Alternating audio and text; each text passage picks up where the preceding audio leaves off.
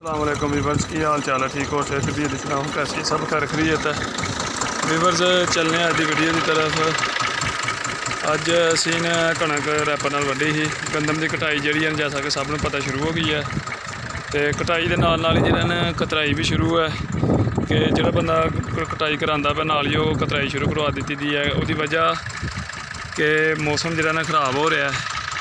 सुबह थोड़ी जी घड़ियाँ पईयां ने, बारिश हुई ही। 4 कनाल पैली है साडी। तो शुरू असीं अज लगे हैं करने इत्थों। अल्लाह पाक करम करे, अल्लाह पाक के करमो फजल नाल ते तुहाडीआं दुआवां नाल ने पहला दिन पहला टाइम मतलब साल तो बाद मशीन लिआंदी है।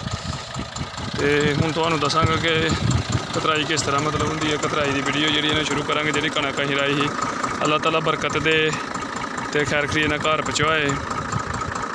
मशीन है जी थ्रैशर। इत्थे 2 कड्डांगे टोया स्टायर दे अगे, एक परले पासे थ्रैशर नूं थल्ले सुट्टांगे। अगे कपड़े पा दित्ते ने तूड़ी वास्ते, डंगरां दी तूड़ी है जिहड़ी। ते नाल ही जिहड़ा ने उधर भरियां लिया के न इधर सुट के ते कतराई शुरू करांगे।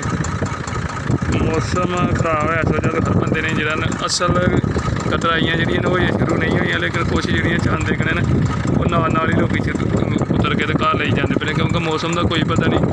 मौसम होंदा पिया खराब। तो अल्लाह पाक करम करे, क्योंकि किसानां दी जिहड़ी है ना फसल सारी जिमीदारां दी बाहर है। तो सब अगे अपील भी यही की जाती है कि दुआ करा जे कि अल्लाह पाक खैर खरीयत नाल जिहड़ा ना कणक साढ़े घर पहुँचाए। तो शुरू करने तो फिर जिहड़ा ने तुहानूं दस्सने कणक किस तरह उतरीदा है।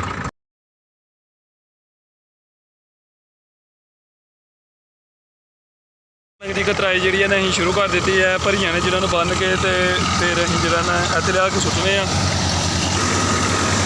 इत्थों दी दत्था लाईदा है।